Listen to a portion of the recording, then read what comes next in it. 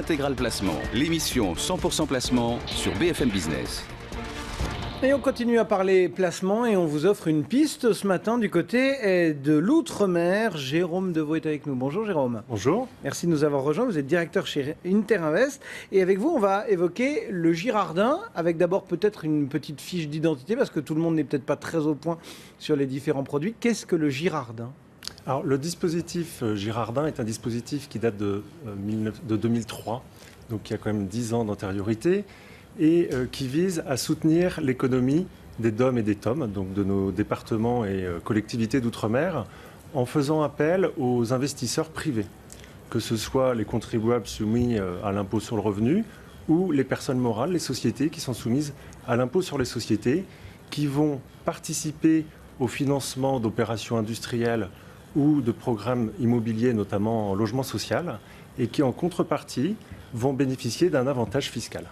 Alors, quand on parcourt un petit peu le monde patrimonial sur Internet ou dans la presse, on trouve souvent un petit qualificatif sur ce produit Girardin qui est qualifié de niche fiscale la plus intéressante. Alors d'abord, est-ce que vous êtes d'accord et pourquoi ?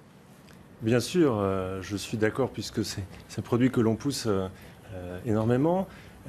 Pourquoi ? C'est finalement pour plusieurs raisons qui sont très simples. La première, c'est du point de vue de l'investisseur, c'est la flexibilité, la souplesse de l'investissement. C'est un investissement très simple qui ne nécessite pas un apport finalement très important puisque l'apport va être inférieur à l'avantage fiscal qui est attendu. C'est un produit qui permet une flexibilité qui va s'adapter au niveau de revenu du contribuable chaque année. Donc chaque année, on peut renouveler son investissement tout en s'adaptant à son besoin de défiscalisation. L'autre point, c'est que c'est extrêmement efficace dans le temps, puisque vous allez investir en 2014 afin de bénéficier dès 2015 d'une réduction d'impôt au titre de vos revenus perçus au cours de l'année 2014. Donc le retour sur investissement est très rapide. Et enfin, je dirais, il y a un traitement tout à fait particulier de cet avantage fiscal en loi Girardin, qui est lié au fait que c'est un avantage partagé entre le contribuable métropolitain et les sociétés en outre-mer qui vont bénéficier justement de l'aide. Et donc, de par ce traitement spécifique, vous allez pouvoir atteindre une réduction d'impôt qui peut aller jusqu'à 51 430 € de réduction d'impôt, sachant que tout le monde a en tête le plafond global de 10 000 €. Donc on n'est pas dans ce plafond, on est hors plafond. Vous avez on parle, nous, de double plafonnement. Vous avez d'un côté votre plafond global de 10 000 €, mais à côté, vous avez un plafond spécifique outre-mer qui est de 18 000 €. Et ce plafond de 18 000 € s'entend net de rétrocession locataire. C'est-à-dire que toute la partie de l'avantage fiscal qui va revenir aux exploitants dans les dom-tom pour leur permettre d'acquérir un bien avec un prix largement décoté, eh bien cette partie qui revient aux locataires dans les dom-tom ne va pas être intégrée dans le calcul du plafond du contribuable. Certains mettent quand même aussi en garde en disant finalement on investit à des milliers de kilomètres de chez soi et c'est pas forcément toujours simple de trouver le bon projet. Il y a des risques quand même dans le Girardin ? Bien sûr, ce sont des produits qui proposent des rentabilités de l'ordre de 12 à 20%. Et donc comme tout produit qui propose une rentabilité élevée, il faut savoir analyser le risque en parallèle.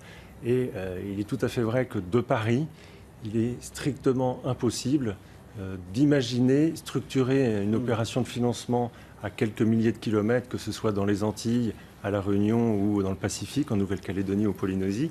Donc il faut absolument veiller à faire appel à un opérateur qualifié qui va sécuriser au maximum les opérations. Ce produit Girardin, il n'a pas du tout été effleuré du doigt par notre législateur très friand de réforme fiscale ou comment est-ce que ça s'est situé dans les tout dernières péripéties fiscales, on va dire, entre loi de finances rectificative, Conseil constitutionnel, Conseil d'État. Le Girardin a été passé à la moulinette aussi ou pas ? Comme tout dispositif, il a contribué à l'effort national. Donc, depuis 2009, ont été mis en place les plafonds des niches fiscales. Ces plafonds se sont avérés de plus en plus restrictifs chaque année. Fait marquant, en fin 2012, le Conseil constitutionnel a remis en cause la partie variable. Le plafond était historiquement constitué d'une partie fixe et d'une partie variable calculée sur le revenu du contribuable. Eh bien, cette partie variable a disparu fin 2012. Donc en 2013, on s'est retrouvé dans une situation assez particulière où pour financer le même volume d'opérations, finalement, il fallait avoir recours à un nombre beaucoup plus important d'investisseurs.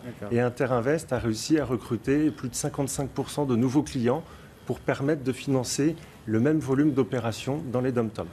En nous présentant le Girardin en tout début d'entretien, Jérôme Deveau, vous nous avez un peu aiguillé sur plusieurs types de Girardins. Lequel vous recommandez plus particulièrement? Quel est le Girardin vedette, entre guillemets? Je dirais qu'avant de s'attaquer au dispositif même, il faut faire attention aux opérateurs. Il y a un certain nombre de risques, on en parlait tout à l'heure, et ces risques peuvent être maîtrisés, mais il faut être extrêmement vigilant de ce point de vue. Après, le dispositif va répondre à un besoin de l'investisseur. Si l'investisseur souhaite plutôt un investissement qui va être mutualisé sur un grand nombre d'opérations, il va plutôt avoir intérêt à se diriger vers le volet industriel, où il va pouvoir contribuer à financer des projets industriels, que ce soit des véhicules roulants, des matériels TP, des usines. En parallèle de ça, existe également un volet que l'on appelle logement social, qui est plus récent, qui date de la LODEOM de 2009, et qui va permettre de contribuer au financement de programmes immobiliers en logement social. Et de ce fait, vous allez, en finançant ce programme, louer votre opération à des OLS, des organismes de logements sociaux, qui sont des entités semi-publiques avec une qualité de signature qui va être évidemment très intéressante. Bon, et bien voilà quelques idées pour investir outre-mer en profitant d'un produit défiscalisant. C'était donc le Girardin présenté par Jérôme Deveau pour Interinvest. Merci beaucoup pour nous avoir apporté cet éclairage sur le Girardin.